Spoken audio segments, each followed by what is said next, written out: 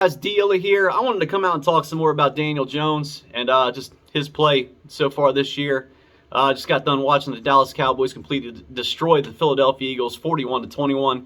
That Dallas defense looks like it's coming along. You know, Zeke looks like he's coming alive, and they may have something out there in Dallas. I thought it would take some time for that defense to really get to where I think it could be in the future, but man, I thought it would take probably like a year to a year and a half for all that young talent to come together, but it seems like it's on the right track. I mean, early on in the season, and that team could be dangerous.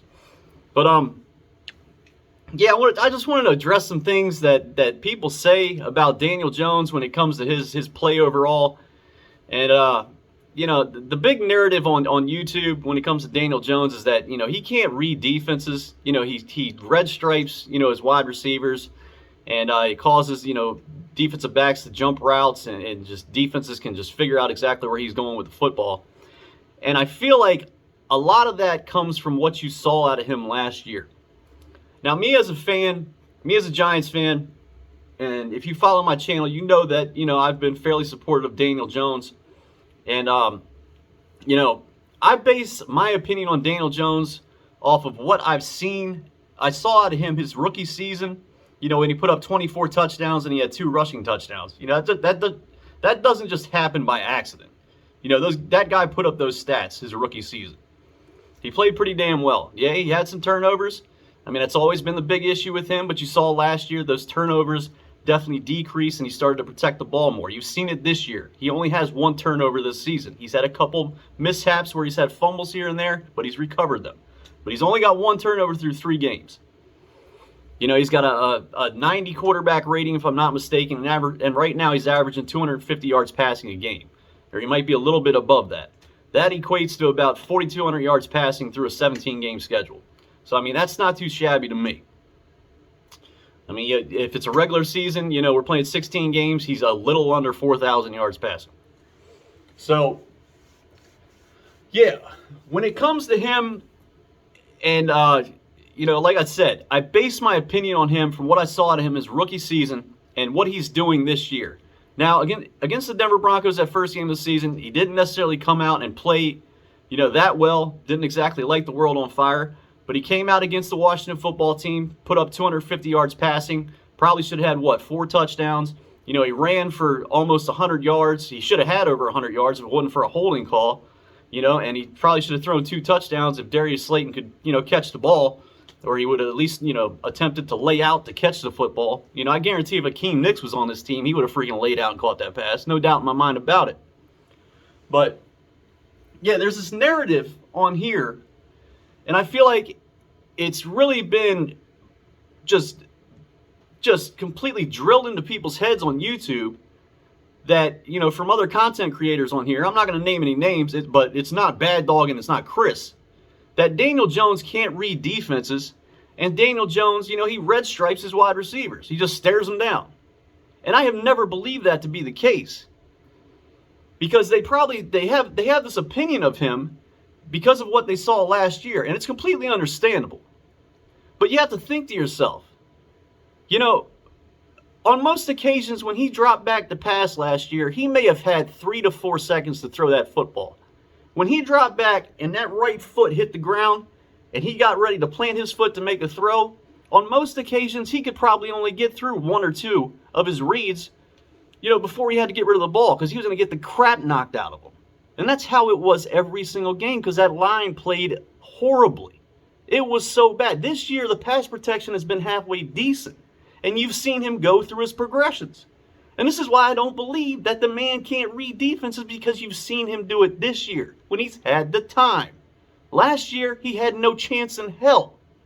If you watched his college film, you could see him scanning the field. You saw him do it in his rookie season. Like when he came out and he was just playing. He was looking at other options. He wasn't just going to his first read. He was looking all over the field and making throws. Now, he wasn't the most consistent, but he was doing enough to put up 24 touchdowns and 2 rushing touchdowns. And I feel like he's doing more of the same this year. And he's cut down the turnovers. At least through 3 games.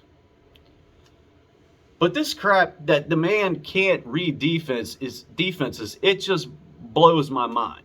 It really does. Because I want you to put yourself in his position. Playing behind that offensive line last year. Calling hike from underneath the center, going boom, boom, boom, boom, planting your foot, reading the defense as you're dropping back. You got pressure coming from your right. You know it's coming from your blind side because Andrew Thomas couldn't block a lick until about halfway through the season last year. And then he's got pressure coming up right in his face. How many reads is the man supposed to go through? Of course you're going to say he can't read defenses when he's got 3 seconds to throw the damn football.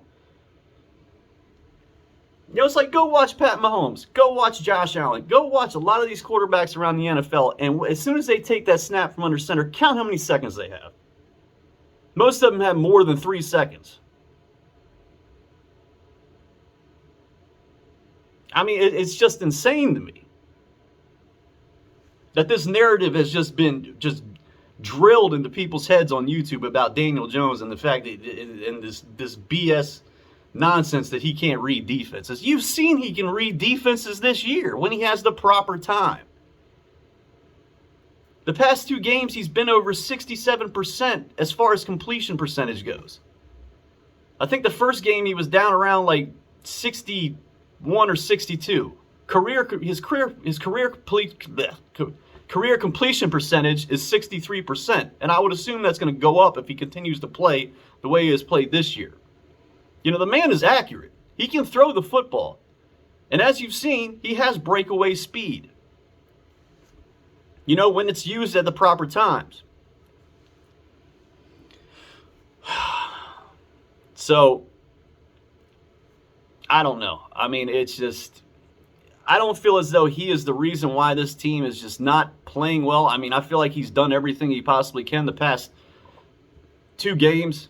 I can't really ask any more of him. And that whole video that I put out yesterday about, him possibly going to Pittsburgh, I mean, I've felt that way since last year because the way this team was constructed, even before the people that were brought in through free agency, I didn't see him really, having a chance because this offensive line was never going to be fixed. And during the offseason when the drafts came around, I didn't see Dave Gettleman drafting another offensive lineman to bring him in because he knew he was on his last leg, and he needed a playmaker. That's why he went with Kadarius Toney. That's why he was going to go with Devontae Smith, with his first-round pick. But, of course, the Eagles snatched him up and traded up in front of the Cowboys to get him.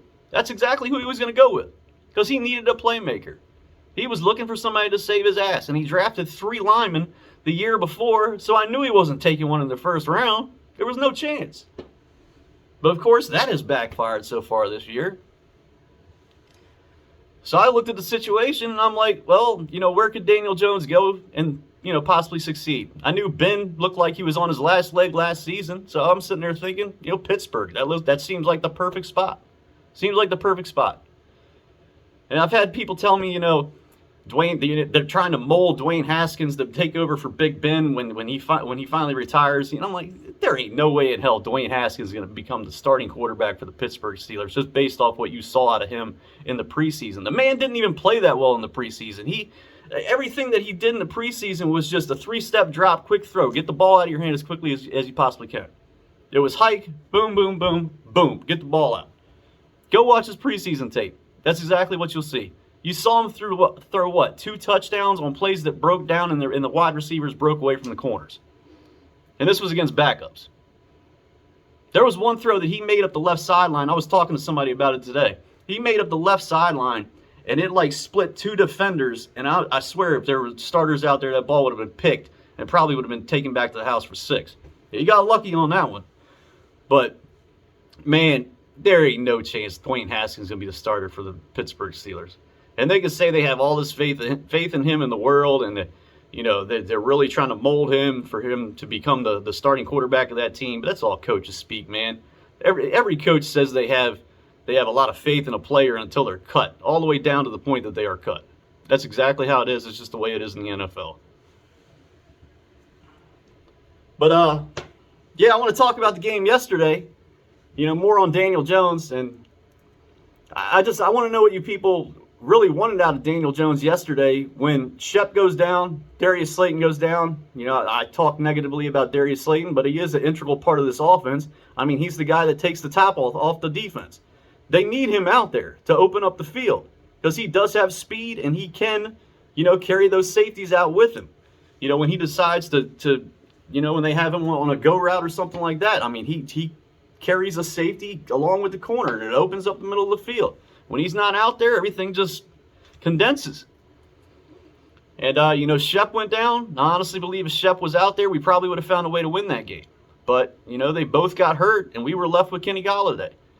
You know, we saw what Ingram did on his first possession. You know, he fumbles the ball. I mean, so who did Daniel Jones really have to rely on? He had no running game. Offensive line can't open up any holes. He's left with Kenny Golladay. That defense, as soon as Shep went down and Slayton went down, they're like, okay, well, we're zeroing in on Kenny Golladay because that's basically the only reliable option that man has left. And they did that. And he was stuck throwing the ball to Colin Johnson, a guy that's only been on this team for, what, 3 weeks? And C.J. Board. What is Daniel Jones supposed to do with C.J. Board and a guy that's been on this team for 3 freaking weeks? It's just some of the stuff that is talked about on here just blows my mind, man. Blows my mind. And I swear, once y'all start chattering and you guys start getting these ideas out there, every single one of you believes it. A good majority of you believes it. And then you're just spewing the same nonsense out there on YouTube. Across message boards, on videos, blah, blah, blah, blah, blah. And like I said, it's not Chris and it's not Bad Dog. But there are people out there, it's not Cop Pizzle either. So, I mean, that's just my view of what I see on YouTube. And just my generalization of the New York Giants fan base, you know, as far as the people that make videos go here on YouTube. It's like as soon as somebody comes out with something new, man, people just leech right onto it. And then they run with it. They run with it until they can't run any further. But, yeah, that's it for the video, you guys. I just wanted to come out and speak on a couple of those things. But hopefully we can come out this weekend and play some competitive football against the New Orleans Saints. Maybe we can get some turnovers out of Jameis. We got to stop Kamara. At least we don't have to deal with Michael Thomas.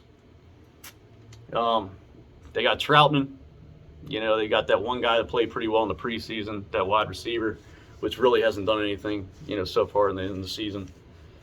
But yeah, that's pretty much it, you guys. You know, they got a tough defense, man. It's gonna be tough for all offense to get anything going, especially if Shep and Darius Slayton aren't out there. So, but we'll see what happens. But I mean, that's it for the video, you guys. It's late at night. I got to go to sleep. Got to go to work. But I just wanted to touch base on a few of those things, and that's it. You guys take it easy. Have a good night. I appreciate you, tuning in as always. So that's it. You guys take it easy. Bye.